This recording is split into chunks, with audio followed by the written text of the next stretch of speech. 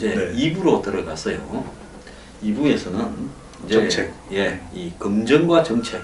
그러니까 네거티브가 맞느냐, 내가 맞느냐. 이제 이걸 한번 이야기를 해볼게요. 네거티브냐, 내가 맞느냐. 네. 자, 어떤 게 맞다 보십니까? 네. 근데 이 정책이요. 네. 정책 자체가 어떻게 보면 예산이나 현실 가능성 등을 따져보지 않고 네. 무조건 내지른단 말입니다. 네. 예를 들어서 국가 예산으로 고용을 네. 뭐 4년 동안에 150조를 들여서 하겠다. 제가 150조 고용하라니까 이제 이걸 나눠서 4년 동안에 한다고 또 어떤 후보가 이야기를 해요. 네. 또 어떤 후보는 기본소득 제도를 만들겠다. 네. 이렇게 이야기하고 또 어떤 후보는 가가지고 단설 유치원은 안 된다. 그냥 지금 사립 유치원을 더 강화하자는 것처럼 이야기해서 또 욕도 바가지로 먹기도 해요. 네. 그래서 솔직히 말하면 국민들이 그 후보들이 던지는 이 정책 내용을 꼼꼼하게 풀어서 쉬운 말로 이해해서 넣고 이것이 옳은가 그른가라는 부분을 판단할 수 있는 능력이 네. 언론이나 미디어를 통해서 전달되지 않습니까? 네. 제대로 되고 있는가? 아무리 아름다운 목소리로 노래를 해도 미디어에서 그걸 갖다가 왜곡시켜서 삑삑거리게 만들면 네. 듣는 사람은 소음만 듣게 되거든요. 그렇습니다. 근데 정책이라는 부분이 솔직히 말하면 뭐 외상도 뭐 묻고 죽더라도 양재물도 먹는다 이런 네. 이야기도 있지 않습니까? 네. 지금 한번 보세요. 이명박 대통령 보금자리, 음. 박근혜 대통령 행복주택, 네. 옛날에 정주영 씨는 반값 아파트, 네. 주택 주거 정책만 해도 숱한 정책을 다 내걸었는데 지금 전월세 나는 여전하고 젊은 사람의 저출산은 결국 주거 문제에서 비롯되는 이거는 해결이 안 되고 갈수록 더 심화되고 있거든요. 그렇다면 대선 때마다 내놓은 주거 정책은 다 뭐냐는 겁니다. 네. 예? 그렇다고 DJ나 MB, 이 노무현 정권 때 많이 지었던 임대주택이 슬럼화되고 이러면서 실질적으로 임대주택이 젊은 사람의 주거 문제를 해결해주는 대안도 못 되고 있어요. 네. 그러니까 주거, 먹고 사는 의식주 중에 국가가 개입할 수 있는 유일한 이 주거라는 부분조차도 이 답을 못 내고 있는 상황인데 네. 지금 저렇게 막 내지르는 것들이 과연 의미가 있어서 변별력이 있겠냐 하는 이런 생각도 들어요. 교수 선생님, 오늘 우리가 뭐 개별 공약에 대해서 논의할 건 아니고 오늘 어떤 방향을 오늘 우리가 토론해야 되냐면 얼마 전에 이 공시생 공무원 시험을 준비하는 수험생들이 25만 명이 시험을 치렀다 그러지 않습니까? 예. 후업 공무원이 되어서 안정적인 삶을 살아가는 그 수험생들의 이 꿈, 의지 정말 감동적이거든요. 근데 이 수험생들이 공부할 때는 처절하게 공부합니다. 근데 저는 이 공약이 처절한지를 먼저 묻고 싶은 것이 첫 번째로는 너무 어려워요. 설명이. 그러니까 아무리 들어도 잘 이해가 안 됩니다. 그나마 좀 후련하게 실현 여부와는 상관없이 그나마 후련하게 설명을 했던 것이 이재명 시장이었거든요. 이재명 시장은 적어도 본인이 나와서 그 공약을 설명할 때는 이해를 하고 설명하는 듯한 인상을 받을 수는 있었습니다. 물론 그 공약이 좋고 나쁘고는 저는 별개로 하고요. 근데 그건 말씀 뭐냐. 국민들의 이야기에 지금 이 대통령 후보 그리고 캠프 측에서 이야기하는 게 너무 어렵습니다. 너무 어렵고 그것을 설명하는 이 수준 자체가 이해를 할 수 없는 수준입니다. 그러니까 이렇게 해서 저렇게 가고 뭐 하우스 푸어가 있고 뭐 단설이고 병설이고 소장님 판단하기에 소장님 정도처럼 이 많은 정치적인 경험도 있고 또 선거에 대한 이해도도 높고 국가 행정에 대한 이 충분한 공부도 되어 있으신 경우에는 이해가 되시는데 일반 국민들 생각해 보시죠. 시장에 있는 아주머니들께서 이게 81만 개의 일자리 또는 정규직화 또는 노동 이사제 도입 이해하실 수 있을 것을 이해하실 수 없다고 그게 최순실 그 전화 네. 통화 내용 같아요. 그게 말이야 네. 이렇게 저렇게 돼가지고 저렇게 된 그렇습니다. 거지 이러면 최순실이 뭐 네. 말하는가 모르잖아요. 네. 근데 저는 공약 불이행 시 헌법을 개정해서 네. 형사 처벌을 하는 조항을 하나 넣었으면 좋겠어요. 그러면 실제로 이행할 수 있는 공약만 대거 네. 이렇게 하지 않고 소수 정예로 준비해서 하지 않겠습니까? 네. 자, 박 전 대통령 한번 보십시오. 멀리 갈 것도 없이 국민 행복 시대를 열겠다면서 경제 민주화를 김종인 전 대표를 앞에 네. 세워서 해놓고는 되자마자부터 경제 민주화와 반대하는 규제 완화, 창조 경제, 예? 문화 융성 이러면서 경제를 민주화시키는 게 아니라 경제를 대기업 위주로 독재화시키는 쪽으로 몰고 가버렸죠. 진짜 저렇게 나는 박근혜 전 대통령에 대해서 이 정이 떨어지기 시작한 부분이 딱 그 대목부터인데요.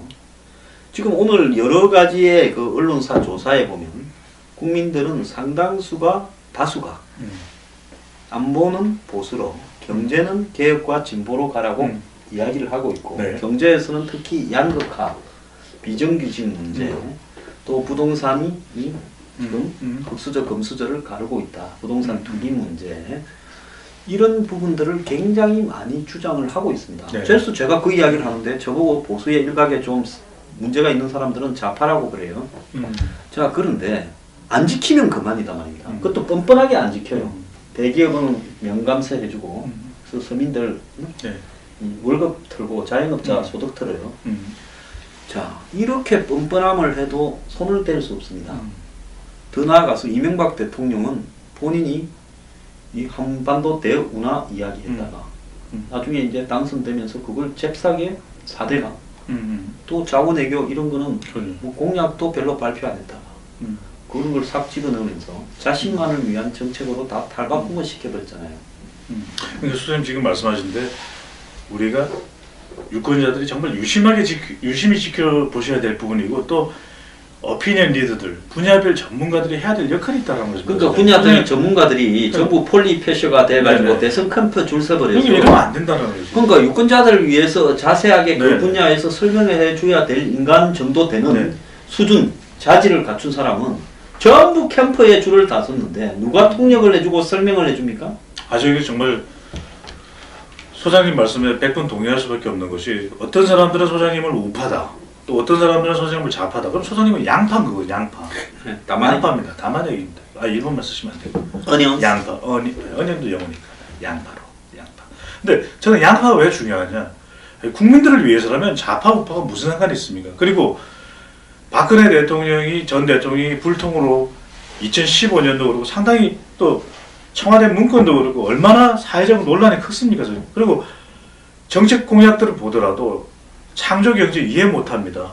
그리고 한반도 프로세스 이해 못합니다. 근데 어느 누가 우리 사이의 지식층이고 우리 국민들을 대변하고 대한민국의 미래를 생각한다고 해서 희생해서 나와서 박근혜 정부는 똑똑히 답하라 라고 그런 집단적인 움직임을 과연 누가 보인 적이 있습니까? 저는 너무 제가 안타깝고 박근혜 정부를 성공하도록 열심히 애를 쓰면서도 통일대박이라고 하는 부분을 비꼬았고 네. 방송에서 네. 또 제가 한반도 프로세스 역같은 소리 하지 마라. 창조경제는 안철수의 새정치만큼 어려운 이야기다. 요렇게 말했다가 네네. 오늘날 이 모양 이 꼴로 전락을 했습니다. 네. 그러니까 그런 말을 하면 내 꼴이 되는데 소장님들 레이저에 내 꼴이 되는데 누가 그런 말을 할 수 있겠습니까? 그러니까 저는 마음을 다 비우고 욕심을 비운 채 네. 지금 이 인터넷 방송에서 짓고나 있지요. 그래서 저는 절대 소장님 말씀하신 대로 대통령이 모든 국민들 위해 군림하는 저는 대통령이 되어서는 안 된다.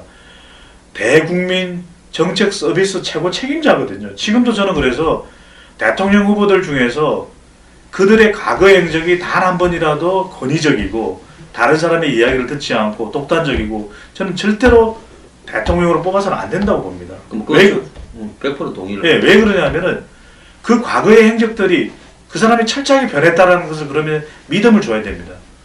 박근혜 전 대통령을 투표했던 사람들도 믿었지 않습니까? 기대했거든요. 여러 가지 좀 불확실한 부분이 있어도 그래도 대통령이 되면 잘하겠지라고 그랬던 믿음이 하지만 과거에 소통하지 않고 이런 모습들이 그대로 더 크게 연출이 됐던 것이거든요. 그래서 저는 지금도 공약이 너무 어렵습니다. 지난 대선에도 누누이 지적을 했지만 저는 적어도 매니페스토가 사후적으로 적용되는 건 문제가 있다. 지금 당장 소장님 적용돼서 이해가 하나도 되지 않는 이런 온갖 정책들에 대해서 공약들에 대해서 매니페스토 최고의 전문가들이 붙어서 빠른 시간 내에 철저하게 밤을 새서 한 달을 새서 그래서 저는 공약이 빨리 나와야 됩니다. 앞으로는 이렇게 공약이 늦게 나와서는 안 되고요. 빨리 본인의 공약은 대선 투표일 이후에 결과에 따라서 대통령이 된다면 어떤 정책을 실천해 나갈지를 빨리 2달, 3달 전에 발표를 하고 그것을 철저히 검증해서 이해가 안 되는 데서 이해 정도도 표시해서 이건 이해 안 된다. 또 재원 문제에 있어서는 이건 재원이 도저히 확보될 수가 없는 것이다. 이런 평가를 내려서 그 평가를 가지고서 언론에서 또 종합편성을 비롯한 지상파, 신문, 이 각종 매체에서 검증을 하도록 해야 되거든요. 자, 그 부분에 하나 이야기하고 싶은 거는요. 그렇게 되려 그러면 그야말로 바뀌어야 되는 게 뭔가 하면 제가 생각할 때는 선관위가 법을 개정해서요. 완전 개정해야 돼요. 저기 교수들, 연구원들 이런 몇 가지 직종에 한해서는 네. 정치 행위를 못하도록 못하게 해야 됩니다. 점검을 하고요. 네. 그러고는 선관위가 매니페스토 기부를 민간에 맡길 게 아니라 선관위에 맡겨서 거기에 상응한 민관이 해서 네, 네. 보수와 네. 예, 각종 지원을 하면서 네. 명예까지도 주면서 거기에서 분석을 해서 잘못된 건 잘못됐다라고 이렇게 이야기를 해서 언론이 보도할 수 있게 해줘야 된다라고 생각을 합니다. 네. 그런데 죄다 몇천 명씩 다 줄을 서가지고 내가 좀 힘이나 좀 쓰고 이름이나 좀 낫다 하면 전부 대선 캠프에 줄을 서가 동계 노릇을 하니 대한민국의 손은 누가 키우냐? 동계는 뭐 동계가 아니라 정말 진짜 동계도 못하죠. 한마디로 밥벌레 역할을 하니 이 손은 누가 키우냐 이런 이야기가 나올 수밖에 없는데. 손은 그래서 스스로 자라고 있습니다. 손은 알아서 그냥 네. 대통령이 없어도 손은 잘 거예요, 들판에. 소가 스스로 자라는데 한우 고기값은 안 내리고 있습니다. 예, 그래서 그 유통에 문제가 있어요. 네. 자, 근데 여기서 하나 좀 우리가 지적을 네. 해본다면 대선 후보가 공약을 낼 때 자기가 완벽하게 이해하지 못한 공약을 말하게 되면 네. 사고가 나잖아요. 네. 그리고 절대 안 지켜. 나도 모르는데 내가 몰라요. 대통령이 되어서 그걸 어떻게 실천을 해? 그러니까 자, 공약의 그 대표적인 네. 게 개성공단 2천만 평으로 늘린다는 네. 문재인 후보의 공약. 네. 지금 1,000만 평, 100만 평을 해도 네. 1년에 뭐 1,000억이 간다, 2,000억이 간다 이러는데 네. 그걸 2천만 평을 늘리면 2천만 평으로 그럼 돈이 조 단위로 갈 건데 이거를 미국이나 유엔이 보고 있겠어요? 또 안철수 후보 엊그제 뭐 멀리 갈 것도 없어. 유치원 관련 공약과 네. 관련해서 네. 저 한번 보세요. 단서를 단서를 내가 아주 그냥 본인이 잘 모른다는 단서가 잡혀버렸죠. 네. 닮았다. 단서를 이야기하다 단서를 잡히는 네. 네. 그 다음에 좋은 현상입니다. 유승민 후보 네. 같은 경우에 지금 이번에 대학 입시를 뭐 자사고 외고업 쓴다 하면서 그거다가 생활기록부 이야기예요. 대한민국에 솔직히 말하면 수능 하나 점수 딱 갖고 가는 게 제일 공정하고 투명하고 간결하지. 네. 생활기록부 그거 지금도 뒤로 돈 미개고 어떻게 해가지고 짜웅해서 선생하고 그 컨설팅 받고 별지랄을 다 하는데 이 생활기록부 갖고 대학 간다 그러면 아마 학교를 진짜 아사리판으로 아니 만들어. 소장님 정말 소장님 말씀대로 저는 이렇게 공약을 쭉 보면서 국민들한테 그런 여론조사 질문하고 싶습니다. 선생님께서 생각하시기에 이 후보들이 대통령이 된다면 이 공약을 다 지킬 것이라고 보십니까? 전부 아니라고 볼 거거든요. 그런데도 투표장에 갑니다. 그래서 저는 이렇게 공약을 많이 내놓으면 절대 못 지킵니다. 그래서 지킬 수 있는 중요한 5년 임기 동안 지금 아직 개헌이 안 됐기 때문에 4년 주임대가 될지도 모르거든요. 5년 임기 동안 할 수 있는 게 얼마 안 됩니다. 막 이리 치이고 저리 치이고 여소야대에서 의회 가서 협상하고 협의하고 또 산부요인 만나서 행사하고 이러다 보면 1년이 후다닥 지나가는데 외국 몇 번 나갔다 오면 저는 대한민국이 대통령 혼자만 하는 게 아니고요. 수많은 곳에서 황 소장님, 우리 지금 여러분들 못 보시지만 우리 감독님 다 열심히 이런 방송을 위해서 또 각자 또 뭔가 꿈꾸는 게 있어서 노력을 하고 있거든요. 그대로 두면 됩니다. 이것이 제대로 정상적으로 흘러갈 수 있도록 정말 이 악의적인 세력이 접근하지 못하도록 개입하지 못하도록 그리고 외세의 영향이 대한민국의 이익을 훼손하지 않도록 그렇게만 해야 될 것만 하면 되고요.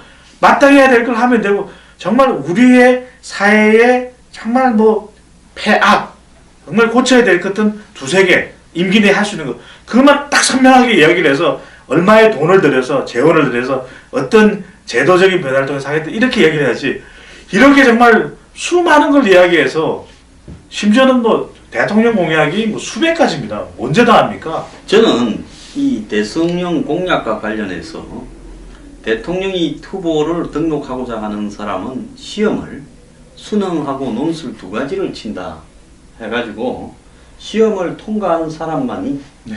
후보로 등록하게 해야 된다 봅니다. 다 힘든 거 아닙니까? 아니, 이게 굉장히 중요한 게요. 지도 모르는 이야기를 토론회에 나와서 하고 있어. 네. 내가 저 토론회에서 말을 하는 사람 보면 지가 이 공약이 뭔지 이해라도 했냐. 지도 모르는 공약을 이해하니 말을 하니 남의 공약에 대해서 비판할 능력도 없어. 그러고 지도 모르는 이야기를 한 거는 대통령 당선되고 나면 접어버리고 박근혜 대통령이 나는 경제민주화를 이해를 개념을 못했다고 생각합니다. 그리고 되고 나면 주변에 옷 잘 입고 돈 두둑하게 넣은 사람들의 공약을 바꿔버리는 거죠. 그러니까 첫 번째는 뭔가 하면 전부 똑같은 과목으로 쳐.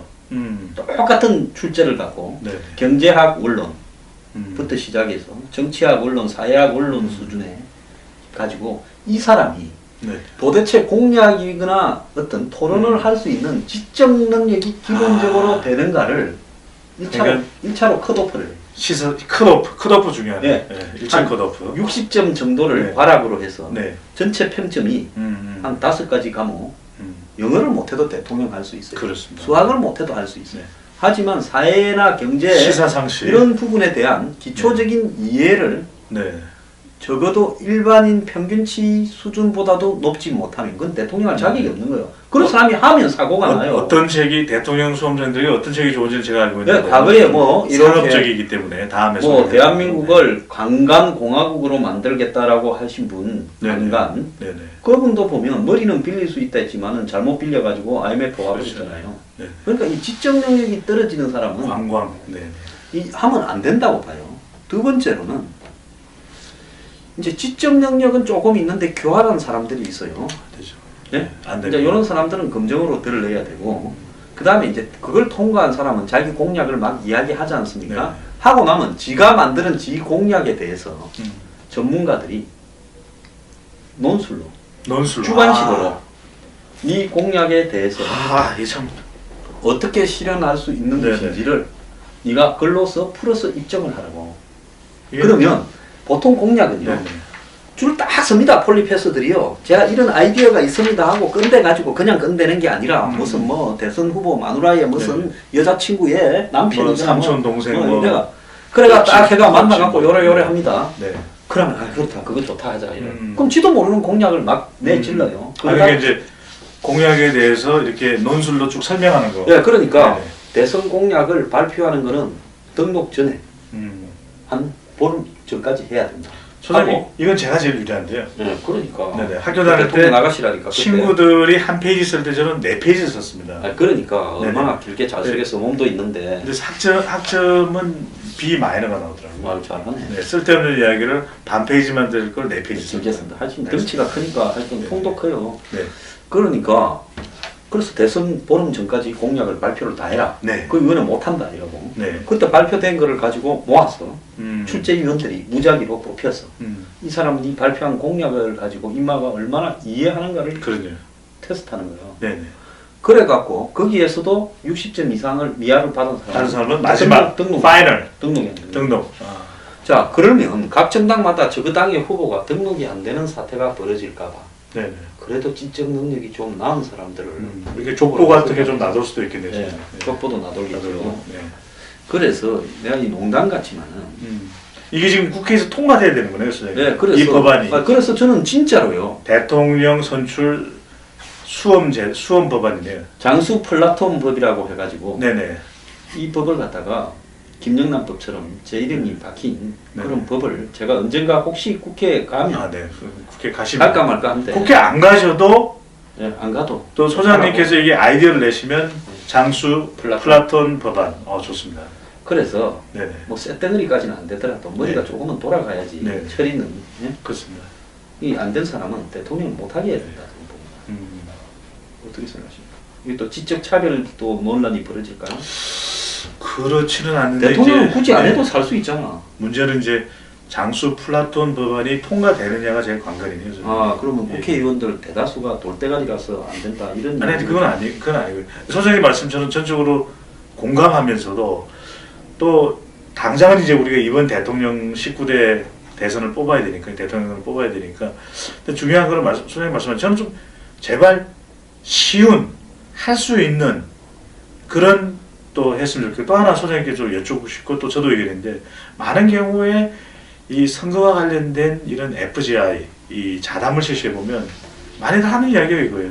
아니, 정당의 차이가 뭔지 모르겠다. 그러니까 미국 그러면은 공화당과 민주당의 대통령이 됐을 때 엄연한 차이가 있지 않습니까, 소장님? 근데 아니 이러다 보니까 이게 대통령 선거만 되면 더불어민주당 또 보수정당 다 사라지고 없습니다. 그냥 후보 개인만 남고 후보 개인이 무소불위고 다 결정을 하고 그러니까 우리가 왜 더불어민주당의 정책은 무엇이고 또 안희정 지사가 왜 경선 때 계속 이야기했지 않습니까? 네. 후보는 정당을 기반으로 해서 가면 되는 것이거든요. 그 정당의 정강 정책을 가지고서 나와서 가면 되는 것인데 저는 이러다 보면 과연 정당이라는 게 왜 있어야 되는 건지. 그러니까 이 공약에 있어서도 보면 정당에 대한 차별화가 안 되고 있거든요. 전혀 안 되고 있죠. 네, 그래서 저는 또 한 번 제안드립니다. 그래서 여론을 또 통해서 들어볼 때도 적어도 대선 정책은 첫 번째 쉬워야 된다. 쉽고 이 선택과 집중이 이루어져야 된다. 두 번째로는 정당 차별화가 이루어져야 됩니다.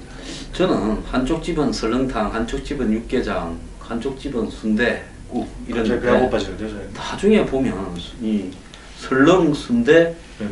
육개장의 돼버려요. 다음 주는 우리 먹으면서 하면 안 돼요? 다음 주는 먹으면서 합시다. 먹방으로. 네, 그럼 내가 불리한데. 근데 여기서 중요한 거는 이제 이 복잡한 공약을 쉽게 이야기하라 아무리 해봤자 이건 안 먹히게 될 거고 네. 제일 쉬운 걸로 결국은 가장 손쉬운 게 뭐겠습니까? 내가 되기 위해서 네거티브 한다. 네거티브. 네거티브냐? 예. 내가 맞느냐? 이 네거티브로 갈 거라고 봅니다. 저도 마지막에. 그렇게 봅니다. 이 짧은 시간에 네. 그 공약을 쉽게 만들어서 국민들한테 하라 하더라도 또 이 수용자인 국민의 문제도 우린 지적을 해야 돼요. 네. 보통 뭐 방송에 가서도 제가 뭐 정치인 썩었다 이런 이야기는 수도 없이 하는데 솔직히 말하면 국민은 그에 상응하는 수준의 정치인을 가질 수밖에 없다고 토크빌이 이야기를 하지 않아요. 처칠도 이야기를 처칠도 이야기고요. 그러면 정치인들이 이 정도 수준의 사기 공약들을 남발하고 완전 포퓰리즘입니다. 네, 그러는데 다 되기만 하면 너무 좋겠습니다. 유토피아. 네. 다 되면 다 문제 해결되는 거예요. 유토피아는 한마디로 디스토피아가 바로 되는거죠. 네? 네네. 원래 유토피아가 토마스 모어가 유토피아라는 이 공상 소설을 썼잖아요. 네. 그러니까 그거는 뭐야? 어디에도 없는 땅이다 이런 이야기지 않습니까? 그러니까 그런 나라가 있을까? 아니 그러니까 유토피아라는 개념이 어디에도 상상 없다. 속의 세계. 상상 속의 세계. 그러니까 유토피아 어디도 없는 말로 갖고 뻥 치니까 이제 서로가 뻥을 치니까 국민들은 그 뻥을 이 뻥도 괜찮고 저 뻥도 괜찮고 이 뻥도 괜찮고 다 괜찮을 것 같아. 그러니까 이제 국민들은 솔깃하는 게 뭐예요? 절마 저거 아들을 어쨌더라, 절마 저거 딸을 어쨌더라. 이제 이런 이야기가 먹히는 거죠. 그러니까 저는 이게 너무 국민들이 볼 때는 자칫 기만하는 것일 수도 있는 것이 정책 공약은 다 어렵게 해놓는 겁니다. 너무 어려워. 이렇게 해서 저렇게 하고 이렇게 됩니다 하면 아 머리 아파. 특히 경제 공약이 제일 어렵거든요. 쉽게 이야기를 해주면 되는데 그건 확실히 그렇더라고. 실전 네. 사례로. 내가 지난번에 안철수 오늘 아무도 검증을 안 하길래 네. 한동안에 뭐 1년쯤을 BW를 이야기를 해서 음. 하나도 못 알아듣고 BW. 기자한테 갖다 줘도 못 알아들어요. BW 뭡니까? 신주 인수권부 회사채 본드 워런트. BW. 네? 딴거 생각했네. 아주 네. 뭐 아니. 먹는 거 생각해요. 네네. 19금이기 때문에 다음에 우리 저기 수위 조절해서 말씀드리겠습니다. 아니 못 말하는 거죠. 네. 우리 또 점잖은 분이. 그런데 안철수 딸이라니까 쏙 들어오네요. 확 가더라고. 네네네. 그러니까 이게 이제 이게 가십성 선거가 되는 겁니다. 가십성 선거. 네, 그러니까 네. 국민들 수준이요. 한마디로 타블로이드, 옐로우 네. 페이퍼, 즉 썬데이 서울 수준. 요즘 같으면 뭐 현존 또 주간지 이야기하면 곤란할 것 같고. 곤란한 거죠. 네, 그래서 옛날에 있다 사라진 썬데이 그렇습니다. 서울 수준의 썬데이 정치 서울. 의식을 가지고 있기 때문에 그 소장님의 애독 잡지 썬데이 서울. 옛날에 이제 썬데이 서울을 이렇게 팔 때 이제 뭘 때문에 사고는 줄 알아요? 모르겠습니다. 이제 그 가운데 보면 센터 폴더 그렇죠. 이렇게 딱 비키니, 접어갖고 비키니죠. 넣잖아요, 그죠? 네네. 그걸 이렇게 딱 접은 네. 그 비키니 수영복 딱 일부러 제모가 좀 안 된 부분도 있고 이래가. 제목 하나. 진짜 어떤 친구들은 꼭 그 부분만 그렇게 찢어서 보관을 또 하는 친구들도 있는 것 같아요. 네, 그래서 네, 네. 뭐 딴 거 고민할 것도 없이 그런 사진 몇 장이면 책은 네. 그냥 팔리는 거예요. 네. 아니면은 또 이 달력 중에서 제일 잘 나가는 맥주 달력. 예, 그렇죠. 또 뭐 옛날에 일본에 네, 일본 술 달력 이런 거는 그렇죠. 또 강도가 조금 무슨 더 셌잖아요. 오도리 사케 이러면서. 예, 예. 네네. 그래서 그런 거는 이제 하나 구하려고 혈안이 됐지요. 네. 요즘 구하고 싶은데 못 구하겠습니다. 그런 거 이제 구하면 1년 내내 그냥 네. 은밀한 데 끌어두고 볼 수 있죠. 저를 좀 우리 언제나 하나 구해주시면 맞습니다. 네. 근데 여기서 이제 우리가 중요한 거는 네. 자, 그거 하나 사드릴게요. 네. 그거 저기 어디 저 명동 뒷골목에 가면 판다더라고. 네. 근데 여기서 이제 중요한 부분은 제가 좀 책임이 자각을 해요. 네. 옛날에 정말 이 국민들아 이렇게 수준이 낮느냐라는 심정에서 이제 이 모씨 딸 문제를 거론했던 장본인으로 이번에는 손을 씻고 조용히 좀 살라고 했는데 날 냅둬 이랬는데.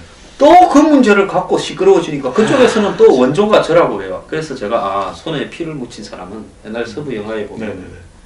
뭐 이 클린트 이스트우드가 용서받지 못한다. 그렇죠. 과거에 이제 은폴 기분인가요? 네. 네. 과거에 이제 죄를 좀 지어서 이제 손을 씻고 착하게 살라는데 네. 좀 양아치 조폭들이 동네를 설치면서 하니까 안 되죠. 결국은 나와서 또 정리를 네, 하지 네. 않습니까? 그래서 나는 가만히 조용히 살고 싶은데. 그래서 지금 SNS에 한번 보세요. 온 사방에 서로 그런 것만 돌리고 있어요. 그럼 돌리는 사람이 전부 알가라고도 생각해. 저는 그분들이 다 건전한 생활인들이야. 자, 이러니 누가 내가 돼야 되기 때문에 네거티브를 하지. 그렇죠. 예? 내가 맞느냐는 안 하고. 공약은 그냥 네. 막 지르고 네네. 검증할 놈은 다 내 밑에 와 있으니까. 맞아요. 예? 그러니까 공약은 막 지르고 네. 언론도 쫙 쪼개져서 네네. 모세의 십계처럼 쫙 쪼개져서 여 알면 저 줄을 서. 그러면 뭐 언론 제자리로 와야 되는데. 말씀하십시오. 좀 안타까운 현실입니다. 그리고 첫 번째 말씀드렸던 것이 그래서 이 공약을 쉽게 지금이라도 저는 꼭 말씀드렸으면 좋겠고, 두 번째로는 정당의 차별화가 돼야 된다는 거. 이렇게 가면 정말 우리나라 대통령 선거 또 이 질 낮은 이 선거의 수준에서 못 벗어날 것 같고요. 마지막으로 잠깐 말씀드렸는데 퍼플리즘. 제발 좀 실천 못할 이 뜬구름 잡는 이 재원도 확보가 되지 않은 이 모든 대통령의 공약이 의회의 의결을 거쳐야 됩니다, 소장님. 저는 우리 역대 대통령이 너무나 잘못 알고 있는 것이 대통령이 마음만 먹으면 마음껏 법안이 통과돼서 공약이 실천된 줄 알고 전혀 아닙니다. 의회를 설득해서 법안이 통과가 돼야 공약이 실천되는 것이기 때문에 정말 논리적이어야 되고 설득력 있어야 되고 오바마 대통령이 오바마 케어를 통과시키기 위해서 예. 얼마나 고생을 했습니까? 엄청 고생을 했죠. 보통 개고생을 안 했죠. 그렇죠. 오바마 대통령이 오직 바라고 마음 먹으면 오바마 이렇게 되는 것이 아니라는 것을 대통령이 되고 나니까 알았던 것이거든요. 대통령이 되기 전에는 그렇지 않습니까? 소장님. Yes, we can 이랬는데 되고 나니까 될 수 있는 게 하나도 없구나. 이렇게 이야기를 푸념을 했던 걸 들어보면 대통령이 될 사람 그냥 후보는 아무나 될 수 있지 않습니까? 그렇지만 중요한 건 대통령이 된다는 건 후보하고 전혀 다른 것이거든요.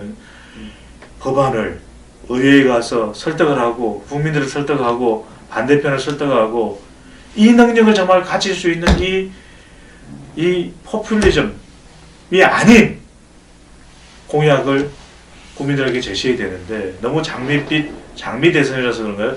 장미빛 이런 정말 남발을 하고 있는 것 우리 한국의 알포카네, 한국의 말론 브란도 한 소장님께서 한마디로 그냥 좀 정리해 주시면 좋겠습니다. 자, 거부할 수 없는 제안을 한다고 생각하지 말고요. 네. 국민이 거부를 해야 되고요. 네거티브를 한다고 생각하지 말고 싹수가 노란 인간은 잘라야 됩니다. 그래서요, 찍을 사람이 없으면 기권도 해야 되고, 그래서 국민들이요, 이 자기 지역에 따라, 자기가 이해관계에 따라, 패권에 따라서 춤을 출 게 아니라 이 혼란한 와중에도 누구 찍어야 되냐 저한테도 묻지 말고 배동찬 본부장한테도 묻지 말고 일단 안 찍을 놈부터 하나씩 드러낸 다음에 찍을 놈 없으면 찍지 마세요. 진짜 저는 포털 사이트 들어가 보십시오. 그래서 시간을 내서 지지율보다 우선적으로 공약을 하나하나씩 해서 스스로 점수를 매겨서 정말 냉정하게 마음을 비우고 이 사람이 대통령이 될 때 5년 뒤에 대한민국, 10년 뒤에 대한민국, 15년 뒤에 대한민국이 좋다는 그런 사람을 좋아질 그런 사람을 정말 뽑았으면 좋겠습니다. 네, 그렇게 돼야죠. 자, 오늘 참 수고하셨습니다. 감사합니다. 감사합니다.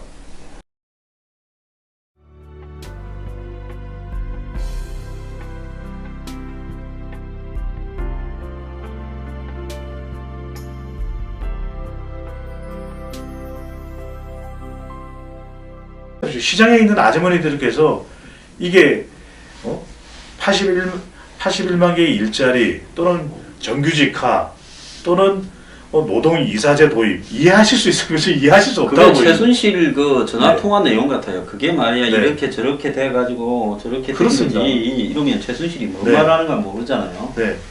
근데 저는 공약 불이행 시 헌법을 개정해서 네. 형사 처벌을 하는 조항을 하나 넣었으면 좋겠어요. 그러면 실제로 이행할 수 있는 공약만 대거 네.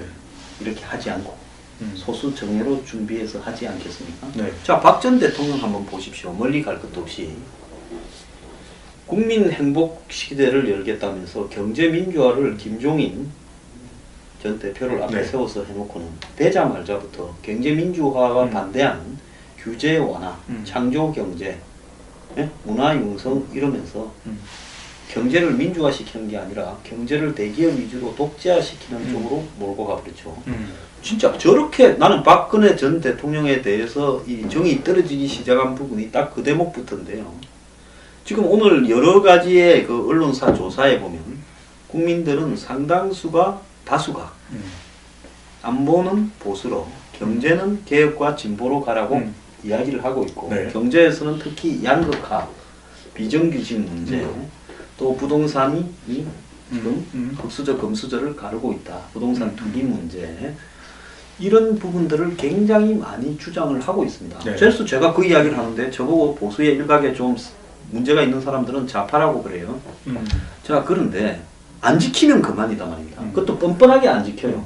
대기업은 명감세 해주고 그래서 서민들 네. 월급 털고 자영업자 소득 털어요. 자, 이렇게 뻔뻔함을 해도 손을 뗄 수 없습니다. 더 나아가서 이명박 대통령은 본인이 이 한반도 대운하 이야기했다가 나중에 이제 당선되면서 그걸 잽싸게 4대강 에서 비롯되는 이거는 해결이 안 되고 갈수록 더 심화되고 있거든요. 그렇다면 대선 때마다 내놓은 주거 정책은 다 뭐냐라는 겁니다. 네. 예? 그렇다고 DJ나 MB, 이 노무현 정권 때 많이 지었던 임대주택이 슬럼화되고 이러면서 실질적으로 임대주택이 젊은 사람의 주거 문제를 해결해주는 대안도 못 되고 있어요. 네. 그러니까 주거, 먹고 사는 의식주 중에 국가가 개입할 수 있는 유일한 이 주거라는 부분조차도 답을 못 내고 있는 상황인데 네. 지금 저렇게 막 내지르는 것들이 과연 의미가 있어서 변별력이 있겠냐 하는 이런 생각도 들어요. 그래서 선생님 오늘 우리가 뭐 개별 공약에 대해서 논의할 건 아니고 오늘 어떤 방향을 오늘 우리가 토론해야 되냐면 얼마 전에 이 공시생 공무원 시험을 준비하는 수험생들이 25만 명이 시험을 치렀다고 그러지 않습니까? 예.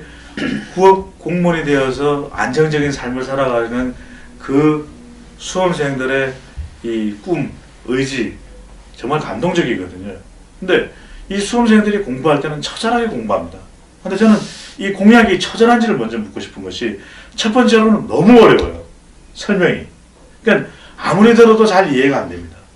그나마 좀 후련하게 실현 여부와는 상관없이 그나마 후련하게 설명을 했던 것이 이재명 시장이었거든요. 이재명 시장은 적어도 본인이 나와서 그 공약을 설명할 때는 이해를 하고 설명하는 듯한 인상을 받을 수는 있었습니다. 물론 그 공약이 좋고 나쁘고는 저는 별개로 하고요. 근데 그건 말씀 뭐냐. 국민들이 이해하기에 지금 이 대통령 후보 그리고 캠프 측에서 이야기하는 게 너무 어렵습니다. 너무 어렵고 그것을 설명하는 이 수준 자체가 이해를 할 수 없는 수준입니다. 그러니까 이렇게 해서 저렇게 가고 뭐 하우스 푸어가 있고 뭐 단설이고 병설이고 소장님 판단하기에 소장님 정도처럼 이 많은 정치적인 경험도 있고 또 선거에 대한 이해도도 높고 국가 행정에 대한 이 충분한 공부도 되어 있으신 경우에 이해가 되시는데 일반 국민들 생각.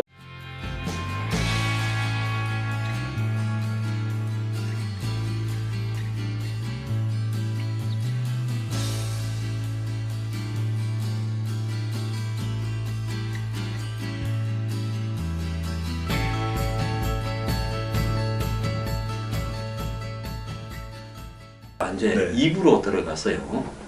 2부에서는 이제 정책. 이 검증과 정책. 그러니까 네거티브가 맞느냐, 내가 맞느냐. 이제 이걸 한번 이야기를 해볼게요. 네거티브냐, 내가 맞느냐. 네. 자, 어떤 게 맞다 보십니까? 네. 근데 이게 정책이요. 네.